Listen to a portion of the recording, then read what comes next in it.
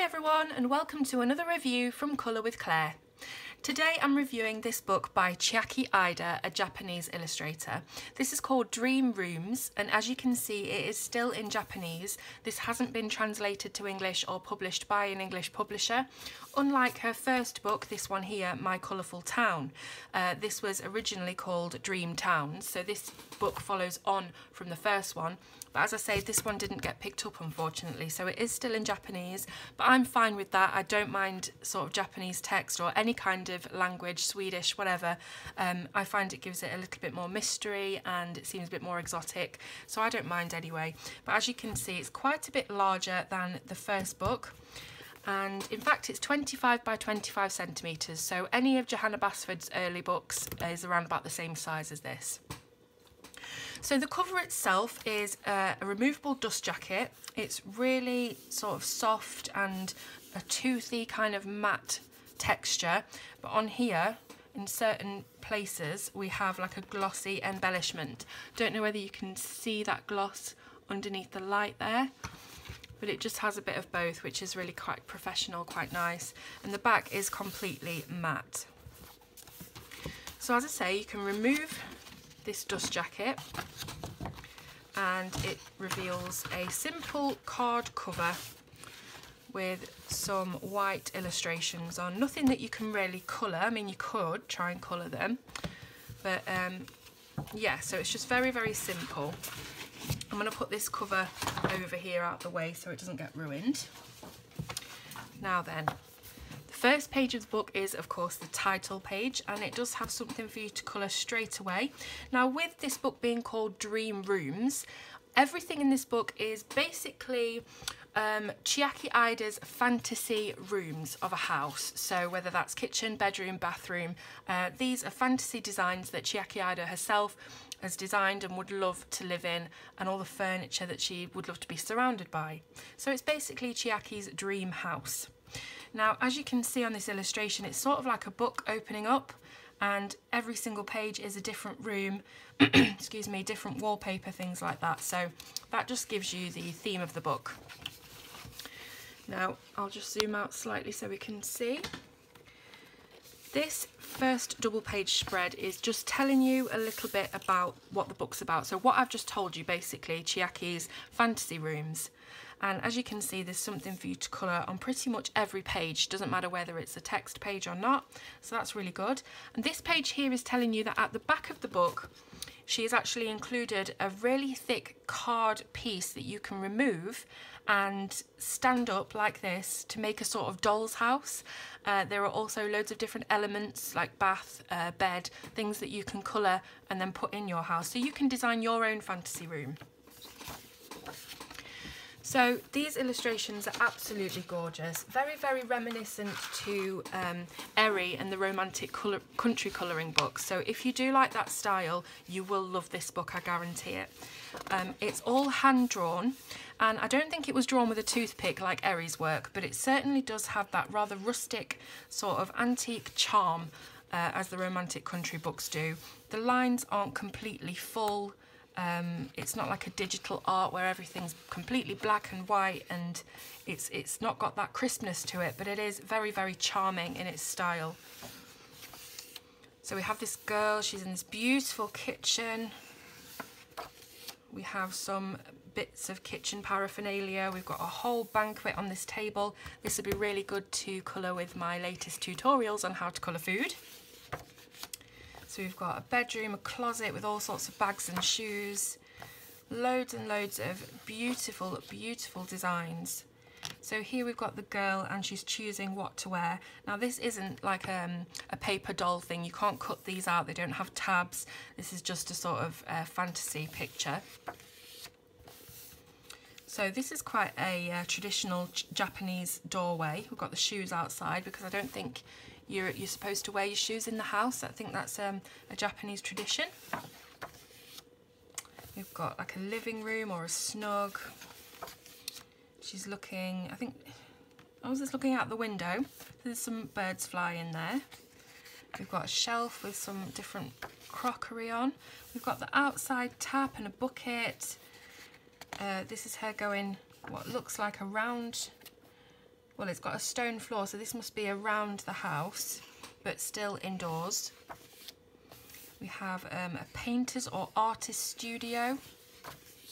And we've got her sat in the window seat doing a painting. We've got some brushes and tools. Then we have a Christmas picture, so Christmas wreath, some snow. She's obviously been to fetch some kindling for the fire. Just a really, really beautiful, very, very charming, pretty book. As I say, if you're a fan of the romantic country books, you need to get your hands on Chiaki Ida's books because they are very, very much within the same vein.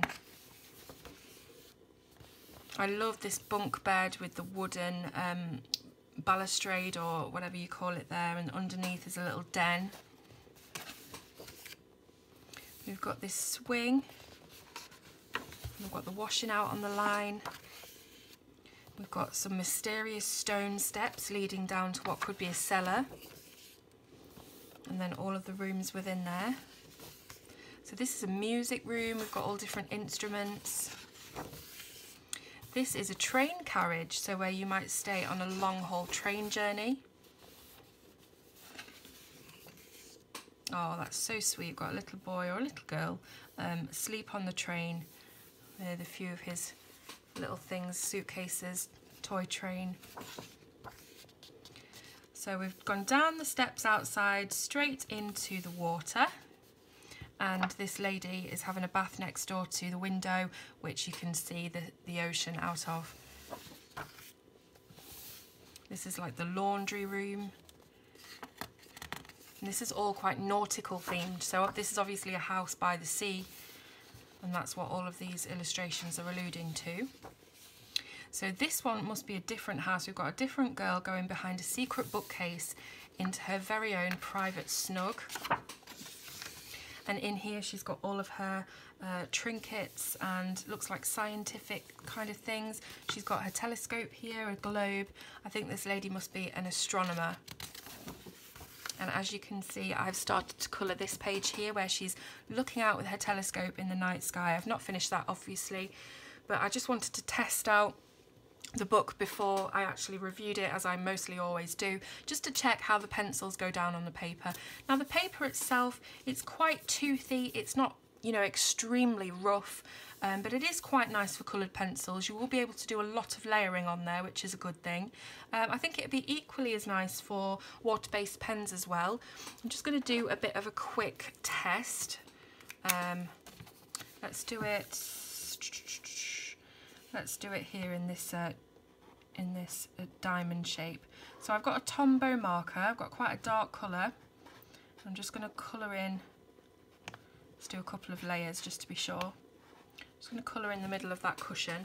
Then we'll go back a page, and as you can see, there's absolutely nothing coming through there whatsoever. And I did do a few different layers on there as well.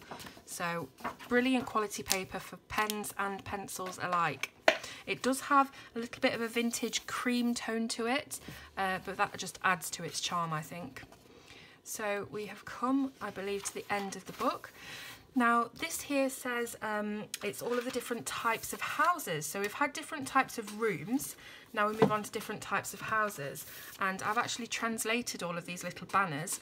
So this is the house with the large windows and a greenhouse.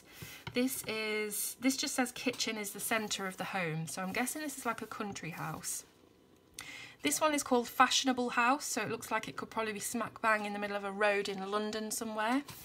This one here just says bungalow, and this one here actually says painter's house, so a bit of an artistic little cabin in the woods. Over here on the other side, we've got Snowy Mountain Home just there. We've got the tree house. This one says underground city home, which I don't really understand, but let's just say city home. This is the train house. So you can see somebody's got their washing out, so they actually live in that carriage. The bottom one here is the house by the sea, which we just saw, and then the secret door house. So these are all the houses that are featured within the book. So obviously right at the end there we had the girl with her secret passageway into her astronomy den, and then before that we had the house by the sea, and before that we had the train carriage. So these are all featured within the book. This is just some copyright information, very basic stuff there. And then As promised, here are all the little elements for you to colour and stick into your own house, your own dream room. So there's lots of different bits of furniture and things here, but of course you can make your own. You can cut this out along the line there. And this is very thick card, it's thicker than the pages in the book. And there's nothing on the back, so you don't have to worry about ruining anything. And then here again is another thick card page that folds out, and this is the inside of the house. And then on the back is the outside. So as you can see, this is going to be a really big project for you to colour. Maybe do it with the kids, do it with a friend, and then design all the different elements that you want in the different rooms of your house. And there are some little lines here for you to cut and fold so that this actually will stand up on the desk. So that's a cute little project if you're interested. If not, you don't have to do it, of course, but it's there. So this is Dream Rooms by Chiaki Ida. Now, as with most of my Japanese colouring books, I got this from Stationery Corner on Etsy. The lady that runs Stationery Corner, Jessica, is absolutely lovely, and she will do her very best to source any Japanese and Korean colouring books that you could wish for. So if you do want this book or any others, just pop onto Stationery Corner on Etsy, send Jessica a message, and I'm sure she'll be able to find whatever it is you want. Now, this book at the moment is selling for £17.95, and Jessica is actually based in the UK, so your book will be coming from her in the UK, not from Japan, unless she has to source it for you and wait for it to come, etc, etc. So that means that you don't have to pay much postage if you live in the UK. It's only a couple of pounds, which is really, really good, because usually these Japanese colouring books you end up paying as much in shipping as you actually do for the book. And of course the books are not cheap. £17.95 for a colouring book is on the higher end scale, but Japanese books usually are.